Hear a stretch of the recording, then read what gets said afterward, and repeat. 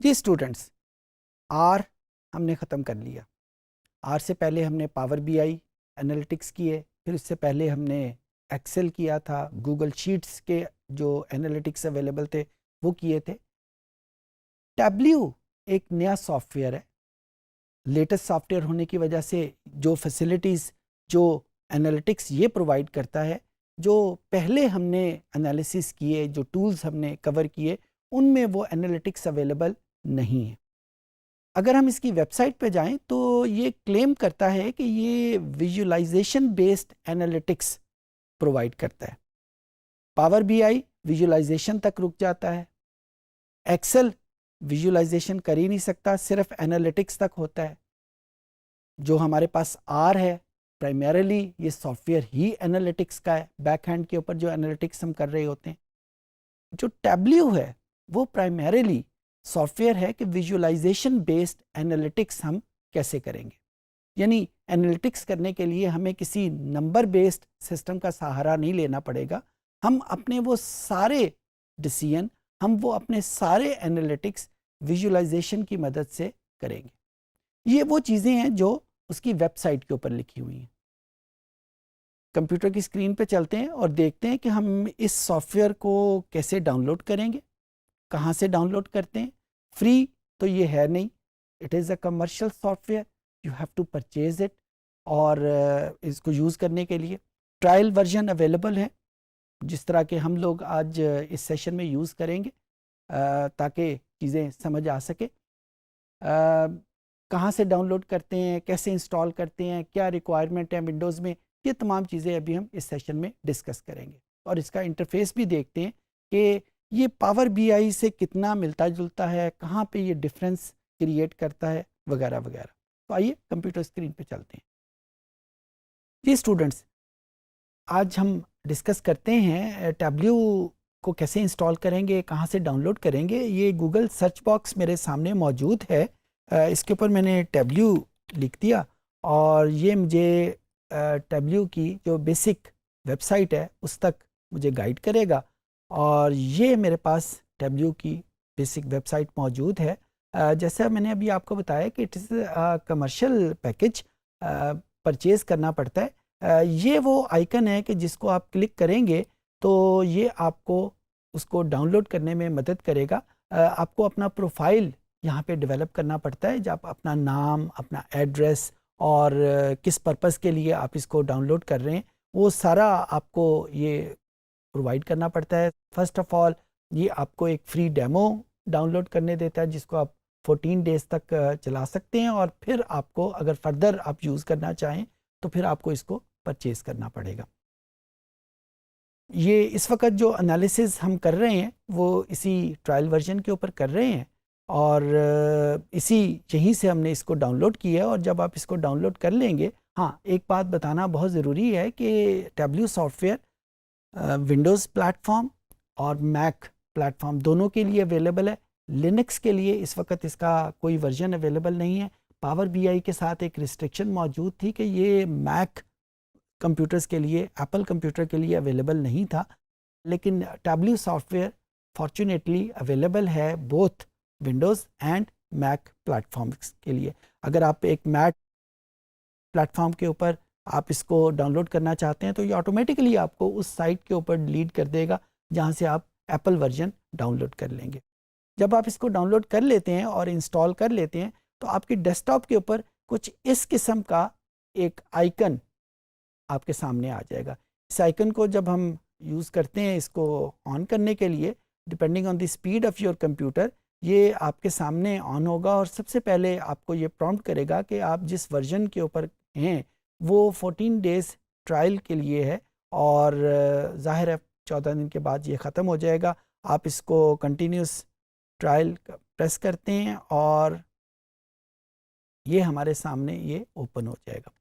अच्छा, इसके ओपनिंग में अगर इंस्टॉलेशन में कोई प्रॉब्लम है, क्योंकि ड्यूरिंग इंस्टॉलेशन ये बहुत सारे फाइल फॉर्मेट को, बहुत सारी विंडोज़ की इंटरनल फाइल्स को डाउनलोड करता है, तो अगर किसी जगह पे कोई कमी है तो ये आपको जो 3 ग्राफ्स हैं जो यहाँ पे आपको नज़र आ रहे हैं, इस तरह के कोई ग्राफ आपको नज़र नहीं आएंगे अगर इसकी इंस्टॉलेशन में कोई गड़बड़ है। ये मैंने ओवर द ईयर इसको जो ऑब्ज़र्व किया है, ये शायद इसकी किसी वेबसाइट पे ऐसी बात कुछ नहीं लिखी हुई, लेकिन मेरी ऑब्ज़र्वेशन यही है कि जो ही इसकी इंस्टॉलेशन में कोई कमी रह जाए, कोई ड्राइवर मिसिंग हो, कोई फाइल फॉर्मेट मिसिंग हो, तो ये जो ग्राफ्स आपके सामने नज़र आ रहे हैं, ये ग्राफ्स शो नहीं होते। बहरहाल ये एक चांस की बात है। ये हमारे पास इसका मेन मेन्यू मौजूद है। फ़ाइल फॉर्मेट जो ये यूज़ कर सकता है, ये वो फ़ाइल फॉर्मेट हैं, और मोर के नाम के ऊपर हमारे पास और भी बहुत सारी फ़ाइल फॉर्मेट हैं जो ये डाउनलोड कर सकता है। ये डायरेक्टली सर्वर से डेटा भी पिक कर सकता है, यानी आपका डेटा अगर किसी हार्ड फॉर्म में आपके कंप्यूटर में मौजूद नहीं है बल्कि सर्वर के ऊपर मौजूद है, क्लाउड बेस्ड कंप्यूटिंग आप कर रहे हैं, तो वहाँ से भी डाउनलोड कर सकते हैं। लेकिन उस किस्म की कंप्यूटिंग के लिए आपको लाजमी तौर के ऊपर इसका लाइसेंस आपके पास होना चाहिए, यानी ट्रायल पीरियड के ऊपर आप उसको क्लाउड से डेटा पिक नहीं कर सकते। सिमिलरली जिन सर्वर से आप डाउनलोड कर रहे हैं उन सर्वर की भी एक्सेस होनी चाहिए। मैं इस वक्त यहाँ पे यूज़ करूँगा, इस जो ही आप इंस्टॉल करते हैं ये 2 सैम्पल फाइल साथ इंस्टॉल कर देता है। आप भी जब इंस्टॉल करेंगे तो ये 2 सैम्पल फाइल आपके साथ आ जाती हैं। इसमें से एक सैम्पल फाइल को मैं यहाँ पे यूज़ करता हूँ, और ये मेरे पास उसका फर्स्ट इंटरफेस W का मौजूद है। आप ये देख रहे हैं कि लेफ़्ट साइड के ऊपर आपके पास वो जो फाइल हमने यूज़ की थी उसके सारे वेरिएबल्स लिखे हुए हैं, और राइट साइड के ऊपर हमारे पास ग्राफ्स की कुछ टाइप्स हैं, और दरमियान में एक ड्राइंग बोर्ड मौजूद है कि जिसको यूज़ करते हुए हमने इन ग्राफ्स को इन वेरिएबल के लिए डेवलप करना है। और इन वेरिएबल को यूज़ करते हुए अगर आप गौर से देखें तो ऊपर कॉलम्स और रोज़ के नाम की हेडिंग्स नज़र आएंगी, इनको भी हम यूज़ करेंगे ग्राफ बनाने के लिए, ये बहुत ज़रूरी है। सिमिलरली कुछ हमारे पास टूल टिप्स ये भी मौजूद है, अभी हम इनको भी यूज़ करेंगे, फिर इनका इस्तेमाल ज़्यादा बेहतर तौर पे आपके सामने आ जाएगा। एक और बात, यहाँ पे डेटा सोर्स के नाम पे बिल्कुल बॉटम ऑफ द स्क्रीन के ऊपर जो ही आप डेटा सोर्स के ऊपर क्लिक करेंगे तो ये डेटा जहाँ से मौजूद है वो डेटा फाइल आपके सामने आ जाएगी। उस डेटा के साथ साथ ये डेटा कहाँ से आया है ये एक स्ट्रक्चर भी आपके सामने होगा। प्राइमरीली ये हमारे पास 3 डेटा फाइल्स हैं, एक का नाम ऑर्डर्स है, दूसरे का नाम पीपल है, और तीसरे का नाम रिटर्न्स है। इसने ये जो कनेक्टर यूज़ किए हुए हैं इनकी मदद से एक रिलेशनल डेटाबेस डेवलप की हुई है, यानी जो काम हमने पावर बीआई में किया था कि मल्टीपल फाइल्स को हम यूज़ कर सकते हैं, वही काम यहाँ पे भी है। जहाँ पे ऑटोमेटिकली कीज़ मौजूद हैं वहाँ पे ये ऑटोमेटिकली इस चीज़ को डेवलप कर लेता है, जहाँ पे मौजूद नहीं होती फिर हमें उसी प्रोसेस को यूज़ करते हुए इनमें आपस में कनेक्शन डेवलप करने पड़ते हैं। बहरहाल इस वक्त मेरे पास ये कनेक्शन मौजूद है, तो ये यहाँ पे जो भी कनेक्शन बनेंगे वो यहाँ पे लिखे हुए आ जाएंगे। इनमें से अगर किसी कनेक्शन को हम ख़त्म करना चाहते हैं तो बड़ी आसानी के साथ इन टूल टिप्स को यूज़ करते हुए हम इसको ख़त्म कर सकते हैं। जब ये डेटा सोर्स हो गया उसके बाद जब हम शीट 1 के ऊपर आते हैं तो sheet 1 is basically this drawing board, और सिमिलरली हम नंबर ऑफ़ शीट्स को ऐड भी कर सकते हैं। अगर इस टूल टिप को मैं क्लिक करूं तो एक और शीट मेरे सामने आ जाएगी, और इन टूल टिप्स के बाद ये जो आखिर में 2 मेरे पास मौजूद हैं ये डैशबोर्ड के नाम से मौजूद है। अच्छा, पावर बीआई की टर्मिनोलॉजी में शीट्स और डैशबोर्ड इन दोनों में कोई फ़र्क नहीं है, यानी जो भी हम काम करते हैं वो आहिस्ता आहिस्ता हमारा डैशबोर्ड डेवलप हो रहा होता है। डब्ल्यू की वर्ड में ये दोनों टर्म्स डिफरेंट हैं। हम पहले शीट्स डेवलप करते हैं, यानी ड्राइंग्स या विजुअलाइजेशन एनालिटिक्स डेवलप करते हैं। वंस दे आर देयर फिर हम उनको ट्रांसपोर्ट कर लेते हैं अपने डैशबोर्ड के ऊपर। हर एक सॉफ्टवेयर के काम करने के डिफरेंट तरीके हैं, इनको हम बड़ी तफसील से पढ़ेंगे, इस वक्त सिर्फ मैं आपको बता के आगे चलता हूँ। तो ये मेरे पास वेरिएबल की लिस्ट मौजूद है। अगर आप गौर से देखें तो जब मैं इसको वेरिएबल को ब्राउज़ कर रहा हूँ तो वेरिएबल में इनका कलर और है, यहाँ पे कलर डिफरेंट आ जाता है, फिर यहाँ पे कलर जो है वो बिल्कुल ही डिफरेंट आ जाता है। तो यहाँ पे ये जहन में रखिए कि जो वेरिएबल्स हमारे पास कुछ किस्मों के होते हैं, क्वांटिटेटिव होते हैं, कैटेगोरिकल या क्वालिटेटिव वेरिएबल होते हैं। उसके लिहाज से यहाँ पे ये डिस्टिंक्शन मौजूद है। जिनको हम आम जुबान में क्वांटिटेटिव वेरिएबल कहते हैं, उनको टैब्ल्यू की ज़ुबान में मेजर्स कहते हैं। अगर आप यहाँ पे गौर से देखें तो आपको यहाँ पे ये मेजर्स नेम के नाम का एक आइकन, एक छोटी सी हेडिंग बनी हुई नज़र आ जाएगी। दिस बेसिकली इंडिकेटिंग कि all the variable which are listing underneath are all quantitative in nature.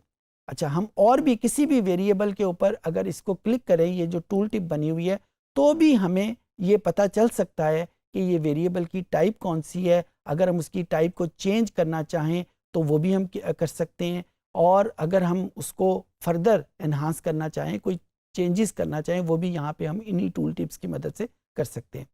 अच्छा, जिन वेरिएबल को आम तौर पे हम क्वालिटेटिव वेरिएबल बोलते हैं, उनको टैब्ल्यू की ज़ुबान में हम डायमेंशंस बोलेंगे। ये तमाम वेरिएबल या तो डायमेंशंस हैं या हमारे पास मेजर्स हैं। अच्छा, दूसरी डिस्टिंक्शन जो इन्होंने डिस्टिंक्शन डेवलप करने के लिए कलर्स की हुई है, जिनको हम ग्रीन कलर में देखते हैं। ये देखें, ये दो कलर हैं, एक हमारे पास ब्लू है और एक हमारे पास ग्रीन है।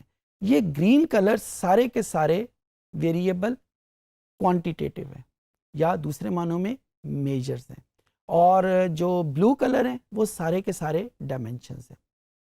जब हम इसमें क्वांटिटेटिव वेरिएबल में आते हैं तो दो फर्दर किस्में हमारे सामने आ जाती हैं। एक को हम कॉन्टीन्यूस वेरिएबल कहते हैं, एक को हम डिस्क्रीट वेरिएबल कहते हैं। ये जो सारी डिस्टिंक्शन है हमने बड़ी तफसील के साथ पहले लेक्चर्स में पढ़ी हुई हैं।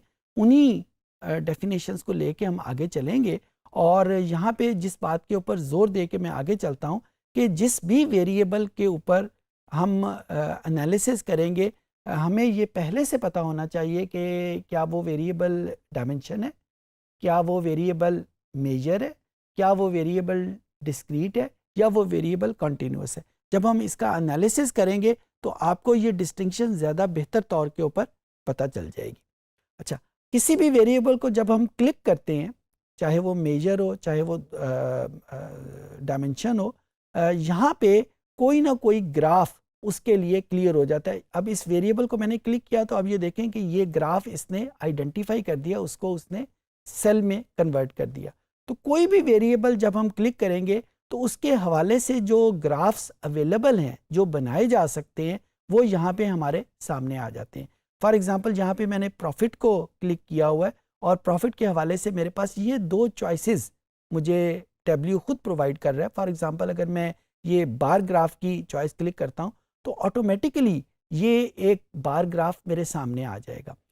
ये बार ग्राफ आपने देखा, जो ही ये बार ग्राफ बना, उसी तरह ये कॉलम में यही प्रॉफिट जिस वेरिएबल को क्लिक किया था ये यहाँ पे लिखा हुआ आ गया, और इसका सम यहाँ पे लिखा आ गया। इसको ड्रैग करके हम रो में भी रख सकते हैं, और जो ही हमने रो में किया, आपने देखा ये ग्राफ की टाइप चेंज हो गई। अभी जितने भी ये जिस फॉर्म में भी जाएगा, ये कंप्लीट प्रॉफिट हमारे सामने आ रहा है। जब हम इसको किसी और वेरिएबल, किसी और डायमेंशन के रेफरेंस से सेग्रीगेट करेंगे, इसके कंपार्टमेंट करेंगे, इसकी डिफ्रेंसिएशन करेंगे, तो ये ग्राफ जो है वो ज़्यादा एक्सप्लिसिट हो जाएगा। फॉर एग्जांपल, सेगमेंट एक वेरिएबल, इसको मैंने माउस की मदद से ड्रैग करता हुआ अगर मैं कॉलम के ऊपर लेके जाता हूं तो आप ये देखें कि ये ग्राफ ऑटोमेटिकली चेंज हो गया। ये तीन वो सेगमेंट है, और ये उस हर सेगमेंट का अलहदा अलहदा सम ऑफ द प्रॉफिट है। इसको टूल टिप को क्लिक करने से आप ये देखें कि ये वेरिएबल आइडेंटिफाई हो रहा है कि इसकी टाइप क्या है। ये ग्राफ बना हुआ है इस वेरिएबल को एज ए मेजर ट्रीट करते हुए, और एज ए मेजर ट्रीट करते हुए मैं इसकी जो कैलकुलेशन हुई है वो भी चेंज कर सकता हूँ। सिमिलरली, अगर मैंने इस वेरिएबल की टूल टिप क्लिक की तो इसने मुझे यहाँ पे बता दिया कि ये वेरिएबल एज ए ट्रीट हुआ है एज ए डायमेंशन। और अभी मैंने थोड़ी देर पहले आपको बताया कि dimension is basically the second name of qualitative variable. So इस वक्त जब ये ग्राफ बन रहा है, वो इस सेगमेंट को एज ए क्वालिटेटिव या एज ए डायमेंशन ट्रीट कर रहा है, और दूसरे जो वेरिएबल प्रॉफिट है उसको एज ए मेजर ट्रीट कर रहा है। मेरी वोकैबुलरी अगर आप गौर से सुने तो मैं ये कह रहा हूँ कि इस ग्राफ को बनाते वक्त वो इसे एज ए डायमेंशन ट्रीट कर रहा है या एज ए मेजर ट्रीट कर रहा है। इसका मतलब है कि ये डाउन द रोड एनालिसिस के दौरान इसकी टाइप्स हम चेंज भी कर सकते हैं। फॉर एग्जांपल हम यहाँ पे इस वेरिएबल, ये जिस वेरिएबल को मैं इसने मेजर ट्रीट किया हुआ है, अगर मैं इसको डायमेंशन में क्लिक करता हूँ तो आप ये देखें ग्राफ की टाइप भी बदल गई और इसकी टोटल नेचर चेंज हो गई।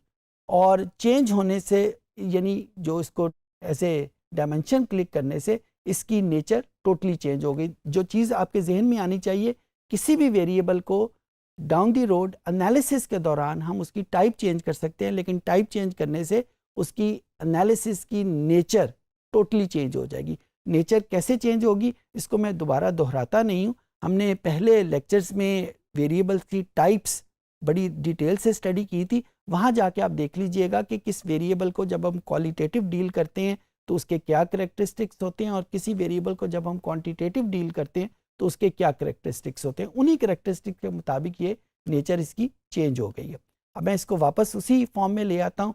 अच्छा, अब यहाँ पे ये कुछ मार्क्स मुझे और अवेलेबल हैं। अगर मैं कलर को क्लिक करता हूँ तो इन्हीं टूल टिप्स के मुझे मुख्तलिफ कलर जो हैं वो और भी अवेलेबल हैं।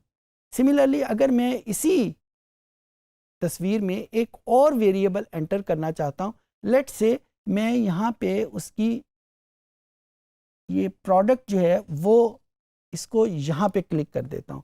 आप ये देखें कि यहाँ पे उसने वेरिएबल को मुख्तलिफ कलर में मुख्तलिफ हिस्सों में डिफ़ाइन कर दिया, लेकिन वो हमें ग्राफ में जब मैं इसके ऊपर पॉइंट करता हूँ वहाँ पे तो पॉइंट आउट हो रहा है, लेकिन ग्राफ में कलर के हिसाब से वो चेंज नज़र नहीं आ रही। तो यहाँ पे ये देखें इस कैटेगरी के साथ हमारे पास ये एक टूल टिप छोटी सी मौजूद है। इसको क्लिक करें और यहाँ पे कलर के बटन को प्रेस करें तो अब ये देखें ये मेरे पास वो जो कैटेगरीज़ हैं, यानी जो उसकी प्रोडक्ट की कैटेगरीज़ हैं वो मेरे पास डिफरेंट फॉर्म में डिफरेंट कलर में क्लियर हो गई। तो अब ये एक ही ग्राफ में हमने 3 वेरिएबल सामने रख लिए। मैंने कोशिश की है कि मैं आपको एक ओवरव्यू दे सकूं इस टैब्ल्यू का। डिटेल एनालिसिस तो अभी फर्दर सेशन में होता रहेगा। तो ये मैंने एक ओवरव्यू आपको दिया है कि मुख्तलिफ वेरिएबल कैसे प्ले कर रहे होते हैं, उनकी टाइप्स क्या हैं वगैरह वगैरह। उम्मीद है चीज़ आपको समझ आ गई होगी। स्टूडेंट्स, आपने देखा कि टैब्ल्यू जो कि एक नया सॉफ्टवेयर है, विजुअलाइजेशन बेस्ड एनालिटिक्स ऑफ़र करता है।